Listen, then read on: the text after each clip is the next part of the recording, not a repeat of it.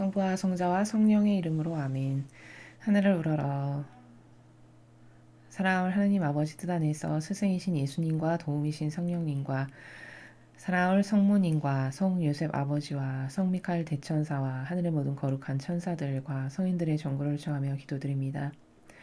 사랑할 아버지, 오늘도 마땅히 받으셔야 될, 아버지만이 유일무이하게 받으셔야 될 그 모든 권리들, 그리고 사랑들, 또 많은 희생과 기도와 갈망, 고통, 아버지를 위해서 자녀들이 드리고자 했던 그 값진 모든 것들을 하나도 남김없이 저희 십자가 사도직과 저희 사명과 저희 제자들이 예수님과 어머니의 정신세계의 나라에서 역겹지 않은 예물로 아버지께 모두 다 봉헌드립니다. 아버지 너그러이 받아주시옵소서.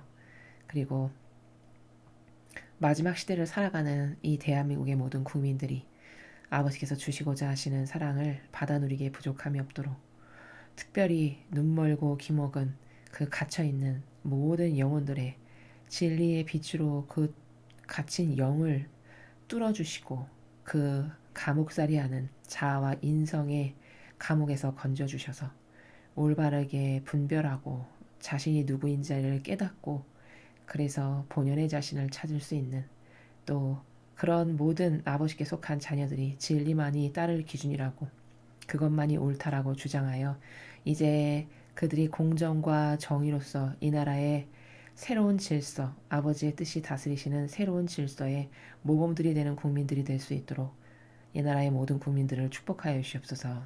이 모든 기도 우리 주 그리스도를 통하여 비나이다. 아멘. 성부와 성자와 성령의 이름으로 아멘. 안녕하십니까. 하느님의 뜻 선교수도의 윤피아수녀입니다. 오늘도 하느님 아버지께서 성경 말씀을 통해서 우리에게 가르쳐 주신 진리의 나라, 또 우리가 새롭게 오늘도 깨달아서 우리의 정신세계를 넓힐 수 있는 원리와 관점의 나라들에 대해서 함께 학습해 보도록 하겠습니다. 2020년 2월 4일 연중 제4주간 화요일입니다. 제1독서 사무엘기 하권 18장 9절에서 10절, 14절, 14절에서 25절, 30절에서 19장 3절까지 말씀입니다. 그 무렵 압살롬이 다윗의 부하들과 마주쳤다. 그때 압살롬은 노새를 타고 있었다. 그 노새가 큰 향엽나무에 얽힌 가지들 밑으로 들어가는 바람에 그의 머리카락이 향엽나무에 휘감기면서 그는 하늘과 땅 사이에 매달리게 되고 타고 가던 노새는 그대로 지나가 버렸다. 어떠한 사람이 그것을 보고 요압에게 알려주었다. 압살롬이 향엽나무에 매달려 있는 것을 보았습니다. 요압은 표창 셋을 손에 집어들고 압살롬의 심장에 꽂았다. 그때 다윗은 두 성문 사이에 앉아 있었다. 파수꾼이 성벽을 거쳐 성문 위 망대에 올라가서 눈을 들어 바라보니 어떤 사람이 혼자서 달려오고 있었다. 파수꾼이 소리쳐 이를 임금에게 알리자 임금은 그가 혼자라면 기쁜 소식을 가져오는 자다 하고 말하였다. 달려온 그에게 임금이 물러나 거기 서 있어라 하니 그가 물러나 섰다. 그때 에티오피아 사람이 들어와 말하였다. 저의 주군이신 임금님, 기쁜 소식이 있습니다. 주님께서 임금님께 맞서 일어난 자들의 손에서 오늘 임금님을 건져주셨습니다. 임금이 에티오피아 사람에게 그 어린 압살롬은 무사하냐 하고 묻자 에티오피아 사람이 대답하였다. 저의 주군이신 임금님의 원수들과 임금님을 해치려고 일어난 자들은 모두 그 젊은이처럼 되길 바랍니다. 이 말에 임금은 부르르 떨며 성문이 누각으로 올라가 울었다. 그는 올라가면서 내 아들 압살롬아, 내 아들아, 내 아들 압살롬아, 너 대신 차라리 내가 죽을 것을 압살롬아, 내 아들아, 내 아들아 하였다. 임금님께서 우시며 압살롬의 죽음을 슬퍼하신다는 말이 요압에게 전해졌다. 그리하여 모든 군사에게 그날의 승리는 슬픔으로 변하였다. 그날 임금이 아들을 두고 마음 아파한다는 소식을 군사들이 들었기 때문이다. 주님의 말씀입니다. 하느님 감사합니다. 예, 오늘도 그 사무엘 학원의 내용을 지금 여러분께서 함께 보셨습니다.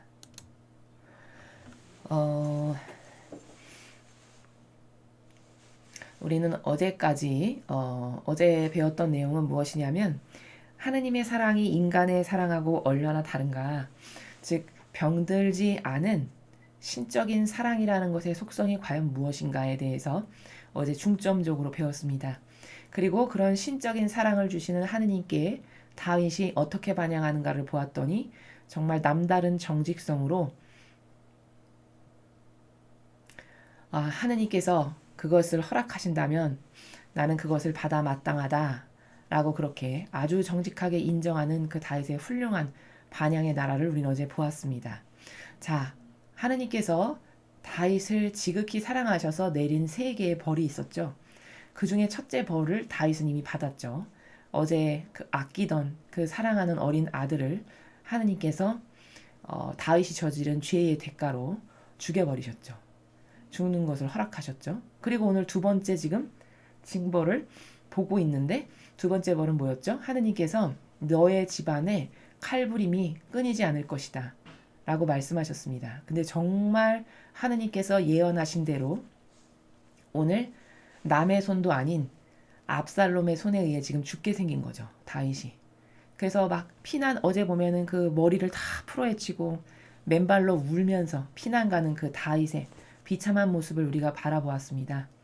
그랬는데 오늘 내용은 그렇게 다윗을 공격하는 도구로 활용된 거죠. 하느님의 뜻에 의해서. 어찌 보면 이게 신적인 원리의 나라에서는 압살롬은 사람이 봤을 때 이론적인 형상으로는 그냥 단순히 그가 악해서 압살롬이 사악하고 못된 놈이어서 그런 짓을 한 것처럼 보이지만 사실 하느님의 섭리와 다스림의 원리의 나라에서 봤을 때는 아버지께서 다윗에게 이러이러한 벌을 주시기라고 말씀하셨기 때문에 아버지의 말씀은 한번 선언되면 곧 법입니다. 그대로 이루어지기 때문에 그 칼부림을 지금 누구를 통해서 다윗을 벌 주고 계시냐? 다윗이 가장 가슴 아파할 그 고통이 가장 쓰라릴 대상이 누굴까요?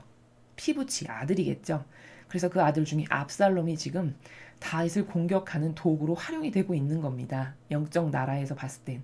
그런데 그 압살롬이 참으로 허무하게도 그 지나가다가 노새는 그냥 지나가 버리고 나무에 이 머리가 걸려가지고 그 요압이라는 장수에 의해서 심장에 표창이 박혀가지고 죽는 이런 비참한 죽음을 맞이하게 되죠.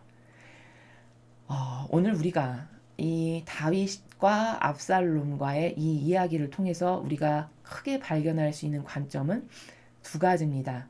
하느님의 입장에서 하느님의 사랑의 나라를 하나 발견할 수 있고 또 다른 하나의 관점은 다윗이라는 사람의 사랑의 나라는 과연 어땠는가 라는 것을 우리가 확인할 수 있습니다. 먼저 하느님은 어제 말씀드렸던 바와 같이 이게 사람 눈으로 봤을 때는 다윗이 미워서 이런 징벌을 주는 거다라고 생각할 수밖에 없는 사람은 정말 많이 변질된 병든 사랑의 기호와 속성의 나라를 가지고 있죠. 그러나 어제 많은 설명으로 입증시켜 드렸듯이 사실은 하느님께서 다윗을 그 누구보다도 사랑하시기 때문에 이런 벌을 허락하신 거다 라는 말씀을 이미 어제 많은 설명을 통해서 드렸습니다. 그런데 오늘 그 하느님의 인간과 다른 또 다른 사랑의 속성을 이제 압살롬을 통해서 보면 사실 압살롬은 하느님께서 다윗을 징벌하기 위해서 사용된 영적인 도구예요. 그러니까 압살롬이 이렇게 남의 손에 의해서 죽음을 당했잖아요. 그러니까 그런 활용의 도구로 하느님께서 그 다윗을 똑바로 고쳐주시기 위해서 필요한 하느님의 도구로 사용이 됐기 때문에 압살롬은 비록 아버지에게 이런 짓을 했지만 사실은 그의 영혼의 관점에서 봤을 때는 하느님께서 게다가 남의 손에 의해서 죽었으니까 갚을 것을 다 갚았고 하느님의 나라에 가기에 합당하다.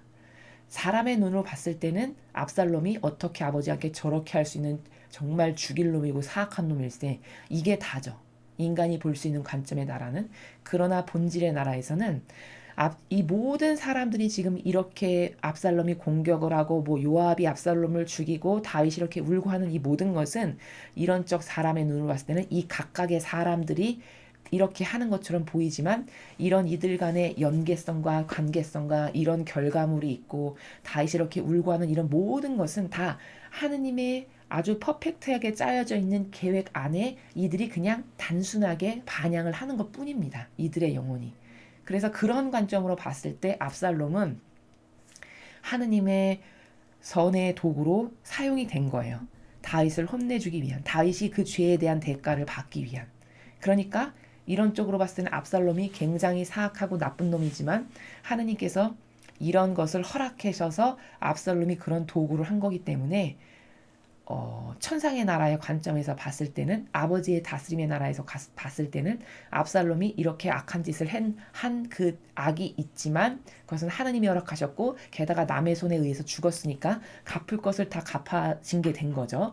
그래서 압살롬은 사실 본질적으로는 하느님이 천상의 나라에 갖다 놓으시기에 합당하다라는 겁니다.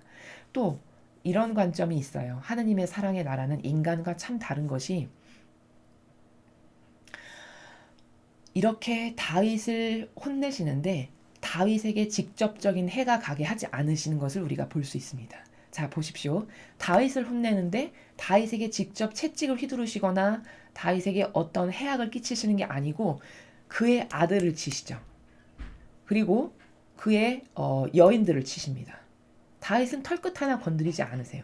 또 이제 이후에 다윗이 하느님의 눈에 나는 짓을 또 하나 하게 되는데 그게 병적 조사를 하는 일입니다. 아직 지금까지 나오지 않았지만 병적 조사를 통해서는 다윗이 또 어떤 벌을 받느냐면 백성들이 죽게 하는 벌을 받게 하세요. 그러니까 하느님이 다윗을 얼마나 사랑하셨는지가 바로 여기서 입증되는 것이, 그 영혼에게 직접적 육을 건드린다거나 영혼을 건드리는 직접적 타격을 가하지 않으시고 다윗을 벌하시는데 주변 사람들을 치신다는 거예요. 가장 가슴 아파하고 고통스러워할 수 있는 이런 방법으로 벌을 하신다는 것을 우리가 또한 두 번째 관점으로 살펴볼 수가 있습니다. 그러니까 신적인 나라에서의 사랑이라는 것은 자유자재하다는 거예요. 인간의 한계적이고 틀에 박힌 사고방식에서는 네가 죄졌으면 네가 받아야지, 네가 받아 마땅하지 해서 그 당사자에게 벌하는 것만 벌이라고 생각하지만, 그러나 하느님께서는 그 영혼을 다치게는 안 하시고 건드리지는 않으시지만 그 영혼이 고통스러워서 그 벌이라고 느끼고 그리고 회개하고 뉘우치고 깨달을 수 있는 방법을 쓰시는데, 그게 직접적 타격을 가하지 않으시고 주변에 사랑하는 사람들을 통해서 그 사랑하는 사람들에게 어떤 해를 가하게끔 그것을 수용하고 허락하심으로써 이 당사자가 깨닫고 느끼고 발견할 수 있게끔 이런 식으로 징벌을 하신다. 특히 더 사랑하는 자녀에게 라는 것을 우리가 다윗을 통해서 두 번째로 확인을 할 수 있는 부분입니다. 그래서 사실 사랑이라는 것은 자유자재한 거다. 사랑을 주는 사람의 그 마음과 의지에 따라서 달려있는 자유자재한 거지 어떤 강요라거나 법칙이 딱 정해져 있어서 하는 그런 나라가 아니라는 것을 우리가 여기서 확인할 수가 있습니다. 그리고 이제 다윗의 관점에서 한번 보겠습니다. 하느님의 사랑이 이렇게 사랑과 다르고, 사실 사람은 병든 사랑을 정말 많이 하고 있지 신적인 사랑은 지금 제가 설명드린 그런 하느님께서 쓰시는 모든 방법들이 사실 신적인 나라의 원리에 기반한 사랑의 방법이다 라는 것을 확인할 수 있었습니다. 자, 두 번째로 다윗을 볼까요? 다윗은 이전에 우리가 어제까지 지금 굉장히 오랜 시간을 투자해서 사무엘 상하권을 배우고 있는데 다윗이 굉장히 좋은 속성이 많은 사람이라는 것을 우리가 여러 군데에서 그가 행한 행동이나 말이나 하느님을 대하는 나라 이런 것을 통해서 원리적으로 이 사람은 어떤 사고방식과 정신세계에서 살았구나 이것을 우리가 다 확인할 수 있었습니다. 자, 오늘 보니까 다윗이 하느님을 닮은 사랑이 있다라는 것을 발견할 수 있다라는 거예요. 결론은. 그럼 어떤 게 하느님을 닮은 사랑의 속성이냐? 자, 아들이 지금 그런 짓을 했어요. 자기에게. 감히 왕인 자기에게, 남도 아닌 아들이 자기에게 위해를 가하고 위협적인 것을 해서 심지어 피난을 가고 울면서 맨발로 피난을 갈 이 지경에까지 이르렀잖아요. 자, 그럼 보통 사람 같으면은 그 아들을 어떻게 대할까요? 더군다나 왕인데. 아마 모르긴 몰라도 대부분의 사람들이, 전부는 아니겠지만 이 압살롬을 잡아다가 가장 처절한 형벌을 가해서 죽이는 이런 것을 하지 않을까. 그러나 오늘 다윗을 보니까 압살롬이 죽었다는 소식을 전해 듣자마자 바로 어떻게 하는 것을 볼 수 있냐면 엉엉 웁니다. 망루에 올라가서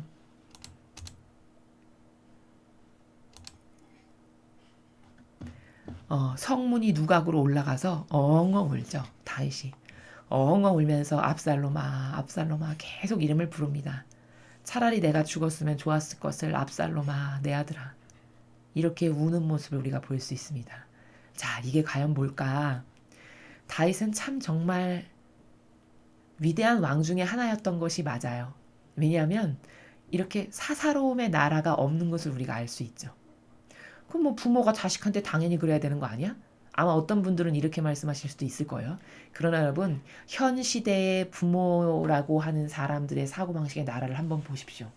지금 이 시대를 살아가는 부모라고 자청하는 사람들의 사고방식이 과연 그토록 하느님을 닮은 사랑으로서 사사로움과 이기심과 자애심을 배제한 그런 부모들이 많은가? 지금은 부모 자식 간의 관계에 있어서도 굉장히 남보다도 못한, 오히려 남보다 더 사악한 그런 어떻게 저런 거를 할 수 있을까라고 의구심이 들 만큼 부모 자식 간에도 그런 반향을 하는 자식 혹은 자식에게 그렇게 대하는 부모가 많은 세상입니다. 그런 현대적인 사람들의 사고방식과 생활에 나가는 우리가 지금 일상생활에서 마주 대하는 수많은 사람들, 그런 사람들의 사고방식과 그 나라를 살펴봤을 때 다윗이 이런 사랑의 나라를 갖고 있다라는, 이런 정신세계로 아들을 사랑했다라는 것은 참으로 훌륭한 거예요. 다윗이 이게 단순히 아들이니까 이렇지, 이렇게 여러분이 반론하시고 계시다면 그 반론을 제가 어떤 것으로 역증명할 수 있냐? 자, 사울에게 하는 걸 보세요. 다윗이. 사울은 그럼 남이잖아요. 남에게는 그럼 얼마든지 사사로운 감정의 칼을 휘두르기가 굉장히 쉽죠. 아주 쉽죠. 근데 자기에게 그토록 15년이란 시간 동안 그 사울 때문에 많은 시간을 핍박받고 박해받고 굉장히 고통의 나날로 도망 다녀야 됐고 이랬던 순간이 많아서 오죽하면 부하가 부축이잖아요. 절호의 찬스가 왔으니까 죽이라고. 부하가 그렇게 말할 만큼이었다는 거예요. 남이 봐서도 그 정도임. 근데 어떻게 했죠? 다윗이 그때 절대 사사로운 감정을 따르지 않고 이건 하느님이 안 좋아하신다. 하느님이 기름 부으셨기 때문에 직접 나의 주인이신 주님께서 기름을 부으셨기 때문에 내가 그 주님의 권리를 박탈해서는 안 돼. 나는 그럴 자격이 있지 않아. 이토록 정직하고 이토록 겸손한 나라에서 하느님의 권리를 인정해 드려야 되겠다라는 그 충직한 마음 때문에 하느님을 진짜 사랑한 거죠. 그랬기 때문에 사사로움을 안 따랐다는 것을 여기 말고 다른 곳에도 볼 수 있습니다. 그러니까 입증이 되죠. 다윗이 얼마나 사사로움이 없는 사랑이 많은 사람이었던가. 그래서 압살롬이 자기에게 이런 짓을 했는데도 불구하고 그 자식을 위해서 이렇게 슬피 우는 거예요. 차라리 내가 죽었으면 좋았을 것을. 이렇게. 참 이게 하느님의 사랑이시거든요. 하느님의 사랑을 정말 다윗은 많이 닮았어요. 자, 그럼 하느님이 이런 마음으로 우리를 사랑하신다는, 인류를 사랑하신다는 사실을 우리는 어디서 그럼 원리적으로 확인할 수 있냐? 돌아온 탕자를 보세요, 여러분. 그 돌아온 탕자의 비유를 보면은 탕자가 정말 그렇게 용서하고 싶지 않은 얄미운 짓만을 골라서 하고 그 뻔뻔스럽게 다시 아버지의 집에 가면은 먹을 게 있는데 내가 여기선 죽게 생겼구나. 거기 가면 죽진 않을 텐데 이런 마음으로 집에 오잖아요. 근데 그런 아들을 맞아들이는 그 아버지의 그 모습을 보십시오. 거기 그 아들을 돌아온 탕자를 맞아들이는 그 아버지가 바로 하느님 아버지를 말씀하시는 것이거든요.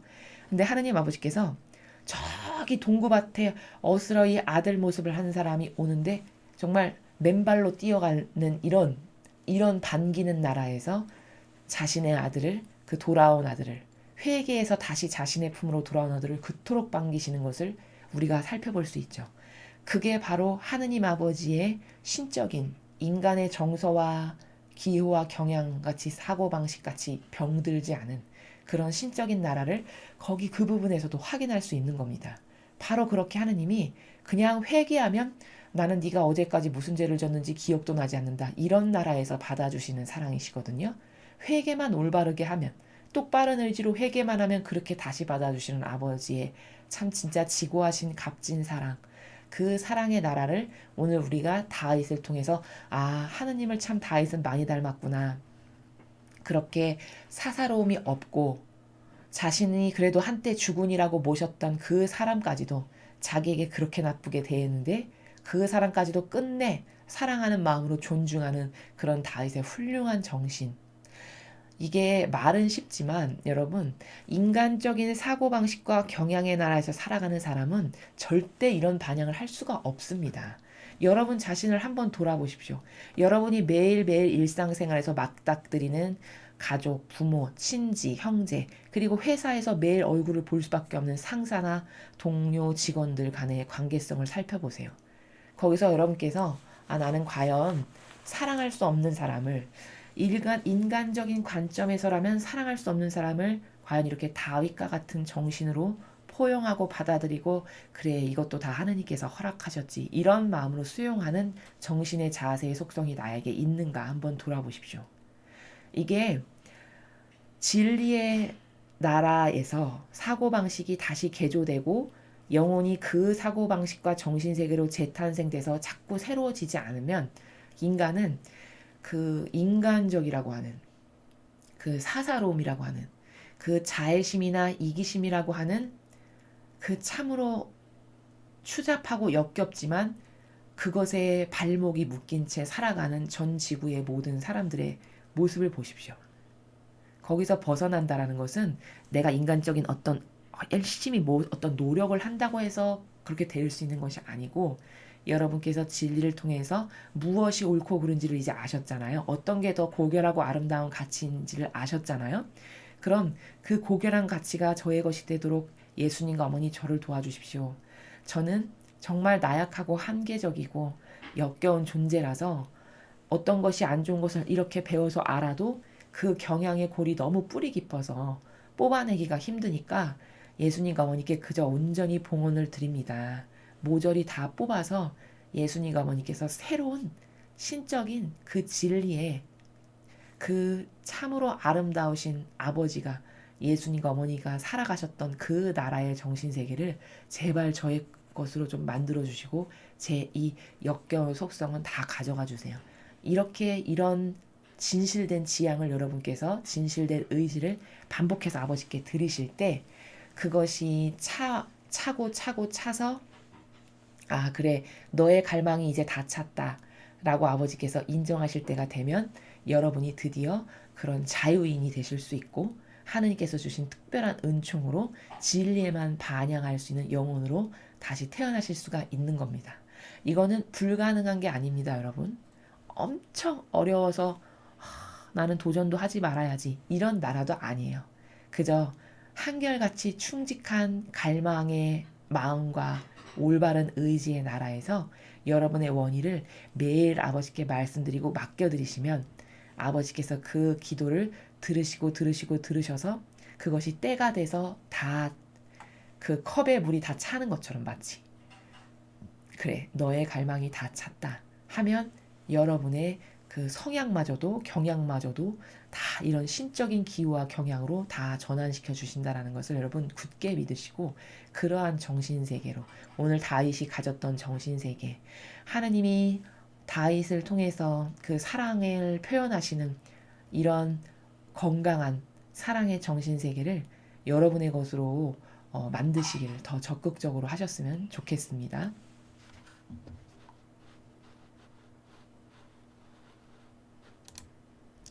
다음으로 복음을 보겠습니다.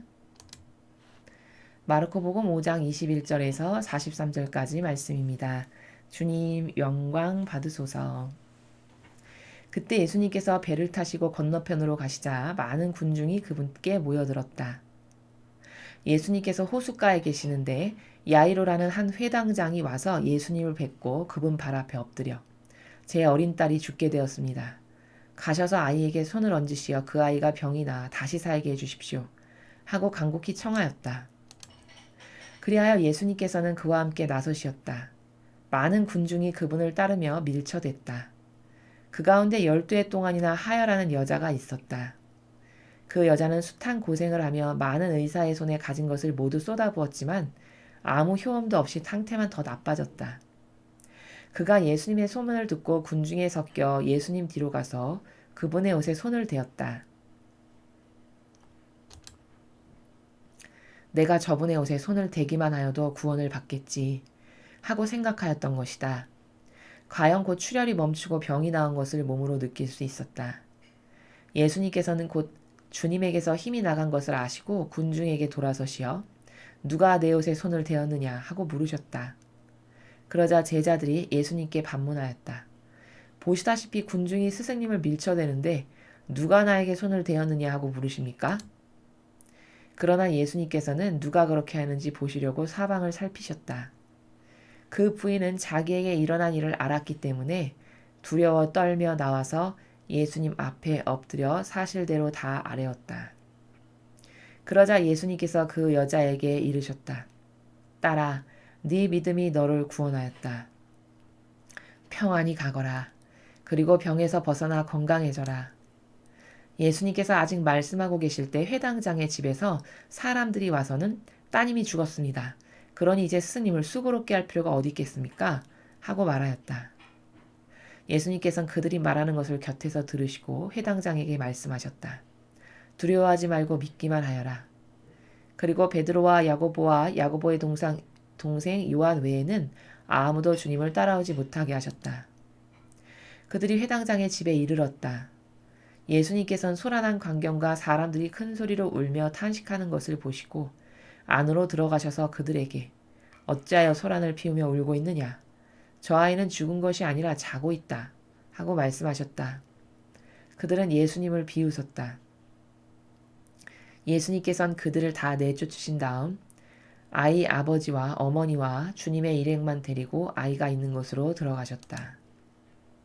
그리고 아이의 손을 잡으시고 말씀하셨다. 탈리타쿰. 이는 번역하면 소녀야 내가 너에게 말한다. 일어나라는 뜻이다. 그러자 소녀가 곧바로 일어서서 걸어다녔다. 소녀의 나이는 12살이었다. 사람들은 몹시 놀라 넋을 잃었다. 예수님께서는 아무에게도 이 일을 알리지 말라고 그들에게 거듭 분부하시고 나서 소녀에게 먹을 것을 주라고 이르셨다. 주님의 말씀입니다. 그리스도님 찬미합니다. 예, 오늘 우리는 굉장히 익숙한 복음의 내용이실 겁니다. 그 하여라는 여인, 그 12해 동안 하혈했던 그 여인에 대한 복음 내용입니다. 우리는 여기서 오늘의 이 마르코 복음에서는 크게 두 개의 나라를, 두 개의 관점의 나라를 좀 비교해서 볼 수 있습니다. 자, 여기서 치유받은 사람이 오늘 두 명이 등장합니다. 한 명은 12해 동안 하혈해서 온갖 방법을 다 썼지만 결국은 나을 수가 없었던, 그래서 가산을 다 탕진해버린 가여운 그런 여인이 등장하고요. 또 다른 한 명은 회당장의 딸, 그 야이로라는 회당장이 있었는데 그 회당장의 딸이 다 죽게 되어서 병이 들어가지고 다 죽게 되어가지고 예수님께 간곡히 청혼을 드려서 예수님이 직접 가셔가지고 이제 살려주시는, 그 사이에 또 죽었죠. 그 회당장의 딸은. 근데 이제 직접 가셔서 살려주시는 이 두 개의 은총을 받은 두 영혼들이, 두 부류의 영혼들이 오늘 등장하고 있습니다. 자, 이 두 부류의 영혼을 통해서 오늘 우리가 봐야 될 중요한 관점은 뭐냐? 과연 갈망의 나라는 어떻게 다른가? 혹은 믿음의 나라는 과연 어떻게 다른가? 이렇게 관점적으로 우리가 확인할 수 있습니다. 자, 지금 12해 동안 하혈했던 여인이 참으로 절박하고 절망스러운 가운데 예수님의 소문을 듣게 된 거예요. 그래서 어느 정도로 이 여인이 갈급했냐면, 갈망과 믿음의 크기가 어느 정도로 갈급해서 컸냐면, 그 여자가 예수님의 소문을 들었어요. 그리고서는 예수님께서 지나가시는데 많은 군중 가운데 섞여 있었던 거예요. 근데 어느 정도로 절박하고 절절한 믿음과 갈망의 나라가 있었냐면, 이 여인에게는 말로만 듣던 그 예수님이시구나. 내가 저분의 옷에 손을 대기만 해도 나는 나을 거야. 이렇게 갈망을 뜨겁게 한 겁니다. 그래서 이 사람 저 사람이 밀쳐대서 그곳을, 군중을 예수님께서 어렵게 지나가고 계시는데 그분의 옷을 딱 댄 거예요. 그런 뜨거운 갈망과 믿음으로. 근데 예수님은 모든 것을 다 통찰해서 다 보고 아시는 나라시잖아요. 그 나라에서 사시잖아요. 차원이 다른 세계에서. 그러니까 당장 아시죠. 힘이 빠져나간 걸 느끼신 거죠. 그러니까 누가 내 옷에 손을 댔니나 이렇게 물어보시잖아요. 그랬더니 이 여자가 벌벌벌벌 떨면서 너무 두려웠던 거죠. 아, 내가 말도 없이 이렇게 마치 무슨 뭐를 훔치는 것처럼 그런 의미와 그런 나라에서 하진 않았지만, 아, 말도 없이 저분의 옷을 저렇게 대서 화나셨나? 노하셨나? 이런 조심스럽고 두근두근거리는 마음으로 예수님 앞에 이렇게 나와서 엎드려가지고 넙죽 엎드려서 사실대로 다 이야기를 하는 겁니다. 그러니까 예수님께서 그 여인에게 뭐라 하셨냐면, 딸아, 네 믿음이 너를 구원하였다. 평안히 가거라. 그리고 병에서 벗어나 건강해져라. 이렇게 말씀하셨어요. 자, 여러분, 이 하여라는 여인에게 예수님은 딸아 이렇게 부르셨습니다. 자, 그럼 상대적으로 해당장 야이로의 딸 다 죽게 생겼는데 아니라 다를까 가기도 전에 이미 죽었으니까 올 필요도 없다라고 전가를 보내잖아요. 그 딸은 죽은 딸을 쟤는 잠자고 있는 거다 죽은 게 아니라 해서 살려주시면서 뭐라 그랬냐? 소녀야 일어나라. 여기는 딸아 네 믿음이 너를 구원하였다 평안히 가거라 이렇게 했는데 그 소녀에게는 소녀야 내가 너에게 말한다 일어나라 이렇게 하셨다라는 거예요.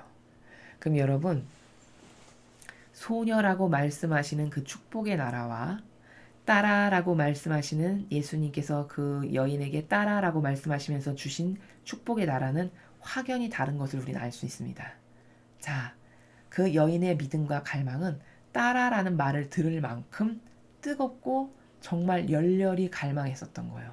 정말 이것 아니면 나는 더 이상 희망 없는 간절한 죽음을 앞둔 마치 그런 사람의 절박하고 절절한 마음으로 예수님의 그 정말 이건 반드시 내가 하면 나을 거야. 이런 절대적인 믿음의 나라에서 옷을 딱 잡은 거죠. 아니나 다를까. 잡자마자 몸이 나아진 걸 이 여인이 느꼈어요. 그 정도로 뜨겁게 갈망했고 그 뜨거운 갈망이 하느님을 감동시키셔서 잡자마자 바로 낳게 된 거죠. 여러분 갈망이라는 것은요. 어느 정도로 무섭고 강력한 힘을 이끌어내는 나라냐면 여러분 야곱을 보십시오. 야곱이 인간적으로 봤을 때는 그 야곱에 대한 성경도 참으로 잘못 이해하시는 분들이 많은데 그 야곱과 에사오, 그 형과 아우의 비유를 보면은 마치 인간적인 관점밖에는 없어서 여러분이 야곱이 형의 축복을 강탈한 나쁜 놈, 뭐 이런 식으로 이해하시잖아요. 그 복음을 이론적으로 잘못 이해하면 그렇게 이해하기가 쉽거든요. 근데 그 복음의 본질은 그런 세계가 아닙니다.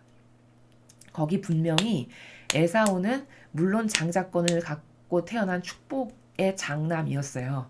근데 그 에사오가 갖고 있는 정신세계의 나라는 축복을 굉장히 허투루 알고 소중하게 여길 줄을 몰랐어요.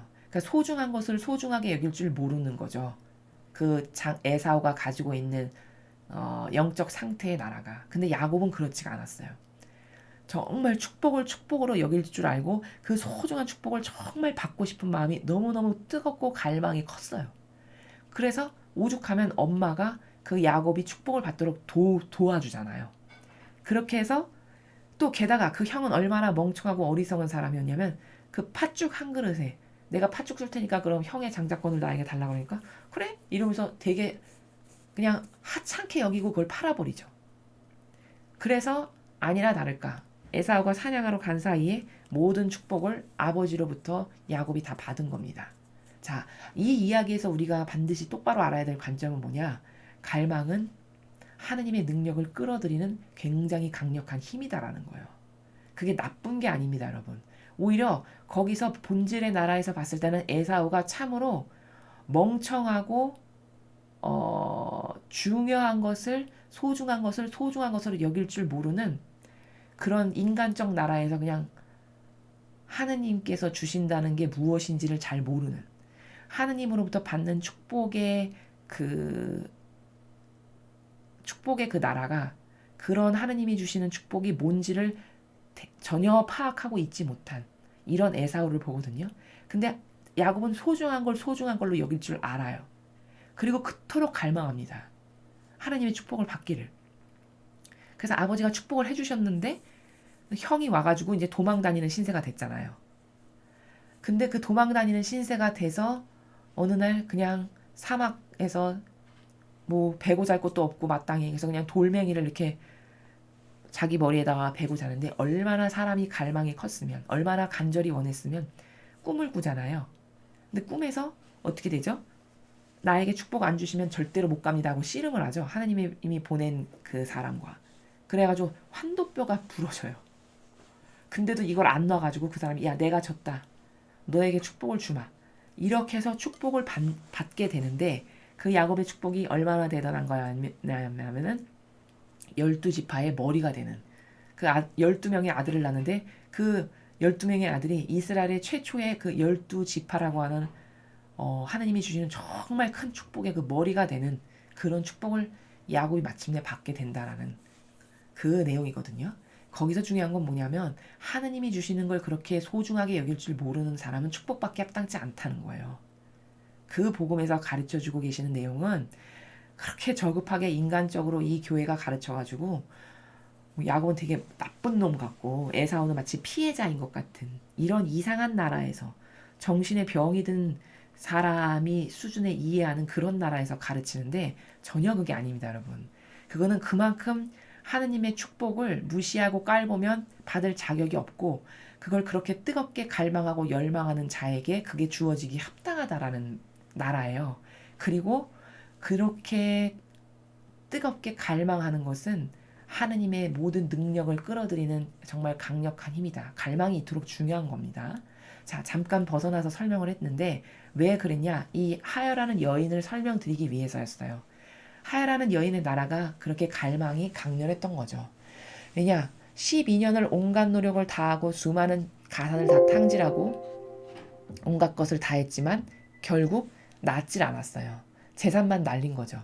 그러니까 얼마나 이 여인이 절망스럽고 좌절했겠습니까? 근데 메시아라고 하시는 어떤 분이 이스라엘에 오셨는데 사람들을 막 죽은 사람을 살리고 마귀를 쫓아내고 이런 분이 오시다는 것을 들은 거예요. 그 여인이 그 분을 지금 눈앞에서 뵙게 된 거죠. 근데 얼마나 훌륭하냐면 이 여인이 그 뜨거운 갈망이 뭐 가서 저 좀 낫게 해주세요. 안수해 주세요. 치유해 주세요. 저는 이러이런 불구자입니다. 이런 말을 하질 않죠. 근데 여러분 회당장은 어떻게 하죠? 가서 굳이 말을 하고 우리 집에 가달라고 하는 이런 제스처와 언변의 나라가 있죠. 이 두 개가 비유가 된다는 걸 여러분 이제 아시겠습니까? 이 여인은 말도 필요 없고 내가 믿음으로 잡기만 하면 완전히 나을 거다. 이토록 갈망했던 거예요. 근데 회당장은 뭐 굳이 가서 가달라고 하고 우리 애가 있으니까 가서 좀 손을 얹어서 나게 해달라고 하고 이렇게 말을 합니다. 물론 그것도 갈망은 갈망이죠. 그리고 그 갈망에도 화답을 하긴 하셨어요. 근데 순도의 질이 두 케이스를 봤을 때 어떤 것이 질적으로 더 뛰어나냐, 어떤 것이 효용과 가치가 더 뛰어나냐라고 봤을 때 우리는 당연히 여기 나오는 지금 행간의 나라, 이 사람들이 주고받는 말의 나라와 예수님께서 그들에게 축복하시는 말의 행간의 나라를 통해서 우리가 알 수 있는 건 뭐냐면, 이 여인은 이 회당장이, 야이로라고 하는 회당장에 비하면 진짜 갈망이 뜨겁고 열렬했고 믿음이 뛰어났구나. 믿음이 뛰어났으니까 옷자락만 잡아도 날 거라고 이 정도로 생각을 하죠. 회당장이가 만약에 그런 나라에서 갈망했다면 나오잖아요. 성경의 다른 부분에 이스라엘에서 이런 믿음을 본 적이 없다라고 감탄하셨던 백인대장. 그쵸 여러분? 그 백인대장은 예수님 알지도 못하는 사람이에요. 이방인이죠, 이방인. 그 사람은 이런 예수 그리스도를 믿는 사람도 아니었습니다. 근데 이방인이었는데 어느 정도로 그 백인대장이 훌륭했나요? 저희 집에 누추해서 모실 수가 없고 가실 필요 없습니다. 그리스도신이 신이시니 여기서 제 정도로 나아라 하면 나을 겁니다. 이 정도로 뛰어난 믿음을 예수님께 보여드렸죠. 입증해드렸죠. 그랬더니 뭐라 하셨죠, 예수님이? 그 믿음을 인정하시기를. 그러니까 여기 예수님께서 말씀하시는 행간의 나라를 허투루 보면 안 되는 게 그 백인대장에게 이렇게 하셨잖아요. 이런 믿음을 이스라엘에서 본 적 없다. 이렇게 말씀하셨어요. 그게 엄청난 칭찬이거든요, 여러분. 아니 그 시대에 그 백인대장은 이방인인데다가 그리스도를 믿지도 않는 사람이었어요. 게다가 그 시대 율법학자와 바리사이가 세고 셌던 그 시절이잖아요. 그런 믿음으로 치면은 그 사람들이 훨씬 좋아야죠. 그토록 철저하게 율법을 지킨다라고 자랑하는 그런 세력들이었잖아요. 근데 그런 바리사 율법학자 수많은 이스라엘 백성 다 놔두고 예수님께서 누구를 축복하고 인정하셨습니까? 그 믿음을.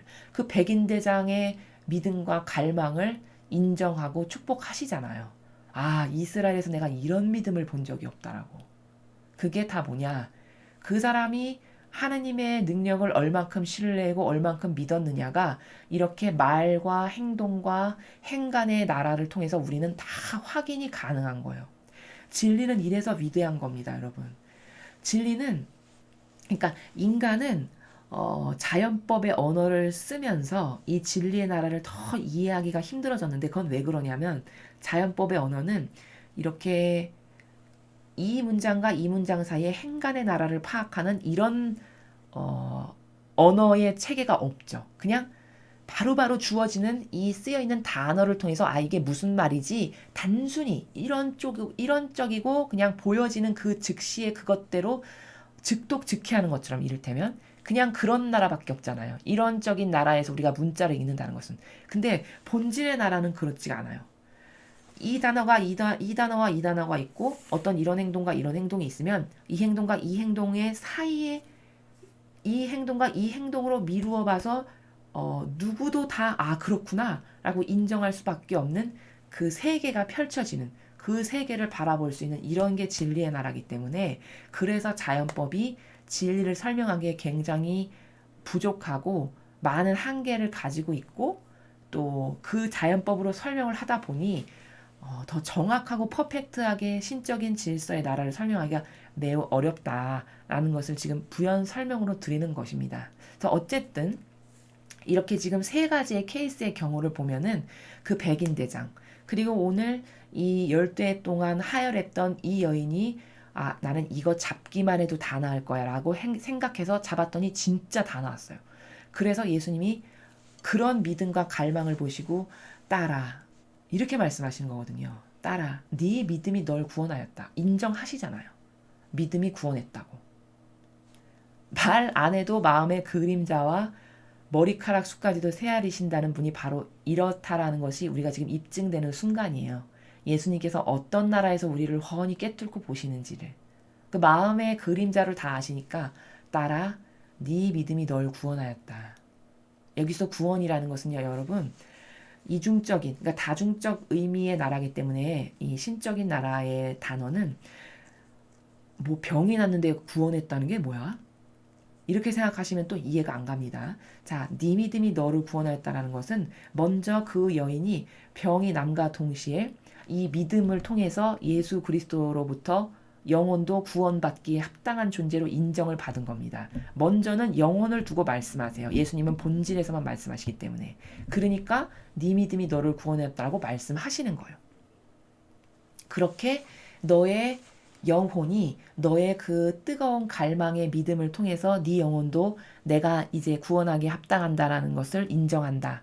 이 말임과 동시에 또 다중적으로 어떤 뜻이냐? 몸이 다 나았다라는 것은 하느님께서 이 영혼의 지은 죄, 지금까지 살아오면서 지은 죄를 용서해 주셨다라는 표징입니다. 그러니까 치유가 일어나죠. 용서해 주셨으니까. 그러니까 역시 또 구원받았다라는 말이 합당하죠. 이렇게 다중적인 의미를 갖고 있는 거예요.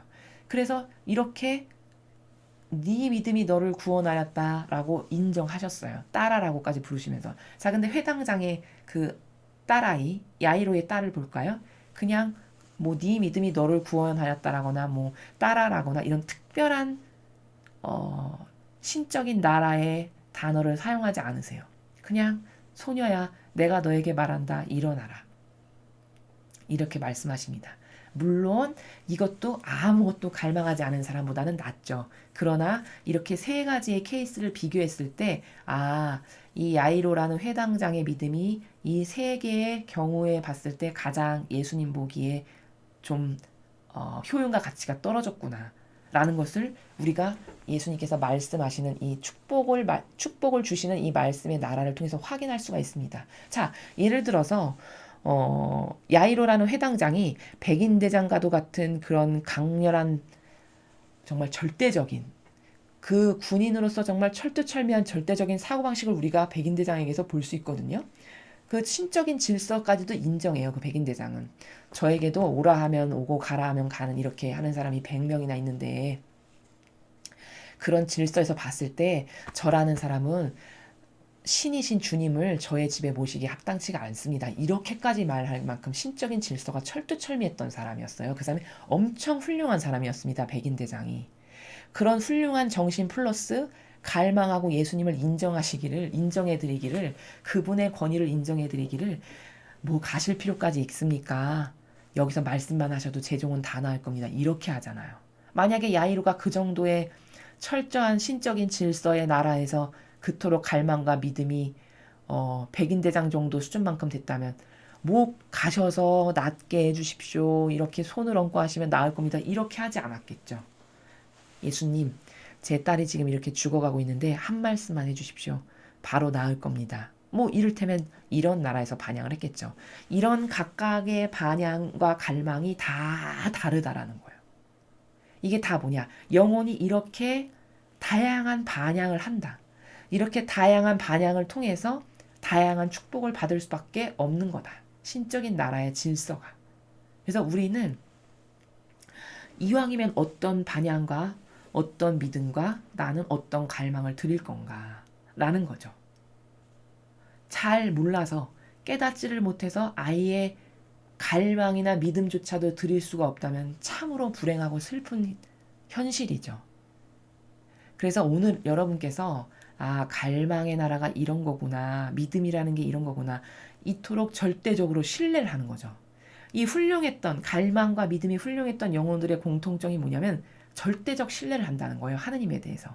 절대성의 나라에서 하나님이 맘만 먹으시면 이건 얼마든지 가능한 일이야. 이건 뭐든지 다 되는 일이야. 이런 절대적 신뢰성의 나라에서 이런 정신과 이런 말이 나올 수가 있는 거거든요. 그래서 나는 갈망이 부족하다면 내가 하느님을 지금 절대적으로 신뢰하거나 믿지 못하고 있는 상태구나. 왜냐?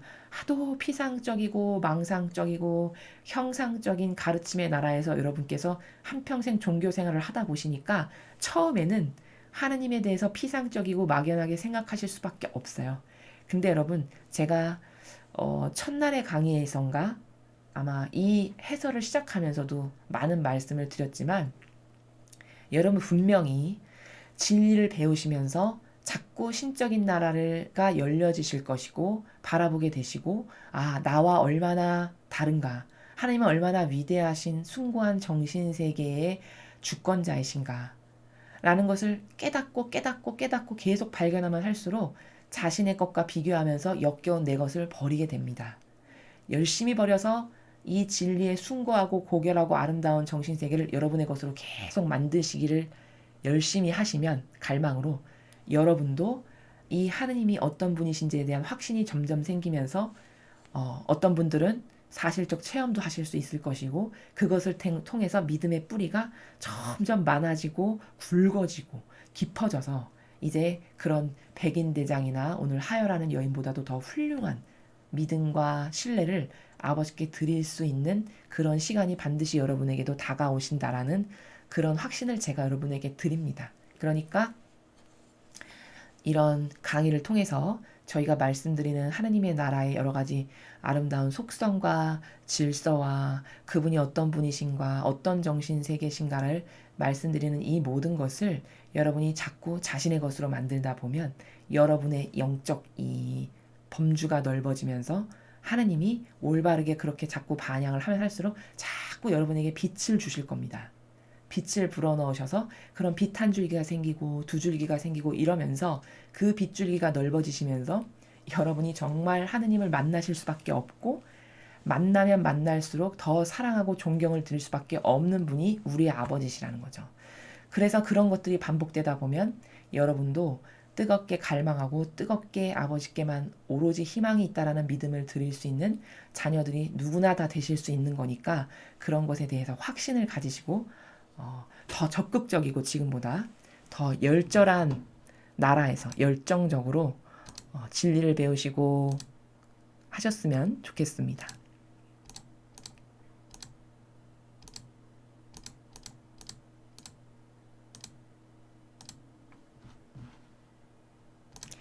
예, 오늘도 우리는 일독서와 복음을 통해서 참으로 많은 것을 배웠습니다. 일독서를 통해서는 다윗의 사랑이 하느님과 어떤 면에서 닮았나, 다윗이 왜 사랑을 많이 받을 수밖에 없었을까, 그것에 대해서 배웠고요. 또 반면에 하느님의 사랑은 그 변질되지 않은 신적인 질서의 나라에서의 아버지의 사랑이라는 속성이 참으로 인간하고 많이 다르구나. 인간은 정말 꼬여 있고 변질돼 있고 잘못 오해와 혼탁한 망상과 부작용으로 알고 있는 것이 너무 많구나. 이런 것을 발견할 수 있었습니다. 하나님의 사랑은 자유자재하시다. 그 사랑을 주는 사람의 특권이고 권리예요. 또 하나님의 사랑은 정말 사랑하시는 그 영혼을 치시기보다는 그 영혼은 오히려 건들지 않으시고 벌을 주시는데 주변 사람들을 통해서 그 영혼이 고통으로 깨닫게끔 그런 방법을 쓰신다는 것. 그리고 그 하느님의 그 징벌 때문에 만약에 어떤 그런 특별한 도구로 선택이 됐다면 반드시 하나님은 공정과 정의의 하느님이시기 때문에 아버지께서 죽인 영혼까지도 반드시 살리신다. 그런 관점의 나라에서 우리가 일독서를 바라볼 수 있습니다. 복음은 두 개의 대표적인 백인대장까지 우리는 세 명의 사람의 갈망의 나라를 봤죠. 백인대장 정말 훌륭한 영혼이었다라는 것을 제가 말씀드렸습니다. 하여라는 여인도 네 믿음이 너를 구원하였다라는 말을 들을 만큼 그렇게 확신적인 믿음의 나라에서 그 뜨거운 갈망으로 예수님의 옷자락을 붙잡아서 정말 치유가 일어났고 딸아 네 믿음이 너를 구원하였다. 이런 인정을 하느님께로부터 받는 그런 축복을 얻게 되었죠. 근데 야이로의 딸은 보니까 어떤 예수님께서 그런 특별한 다른 영혼들에게 축복하신 나라에 그런 말씀이 없으셨어요. 그건 왜 그럴까? 원인을 분석하건대 이런 하여라는 여인이나 백인대장이 예수님께 보여드렸던 입증해드렸던 그런 믿음과 갈망의 나라가 좀 다소 부족했다. 그래서 예수님은 절대로 거절하지 않으시는 분이시거든요. 그러니까 청원했으니까 거절하시지는 않았지만 그 효용과 가치가 이 두 인물에 비해서는 그의 갈망과 믿음이 좀 다소 효용과 가치가 떨어졌다. 그럼 난 도대체 어떤 반향과 어떤 갈망과 어떤 믿음을 드릴 건가? 난 어떤 존재가 되고 싶은가? 그것을 여러분께서 스스로 오늘도 자기 자신을 객관화시켜 보면서 지금까지 내가 많은 오해로 그런 갈망과 믿음을 아버지께 드리지 못했다면 이제 이 순간 이후부터는 아버지만이 유일한 왜 해답인지를 저희의 강의를 통해서 계속 발견하시면서 그런 아버지께 정말 그렇게 아름답고 완벽하시고 정말 그 사랑의 나라를 보면 고결하시기가 그 다윗이 하느님을 닮은 사랑을 하는데 그토록 사사로움이 없잖아요. 회개만 하고 돌아서면 그냥 바로 받아주시는 이런 아버지의 정말 멋있는 사랑의 세계를 나의 것으로 만들어야 되겠다. 이런 각오를, 이런 마음을, 그리고 이런 굳은 의지를 여러분의 것이 되도록 하셨으면 좋겠습니다. 이상으로 2020년 2월 4일 연중 제4주간 화요일 복음의 섭을 마치겠습니다. 감사합니다.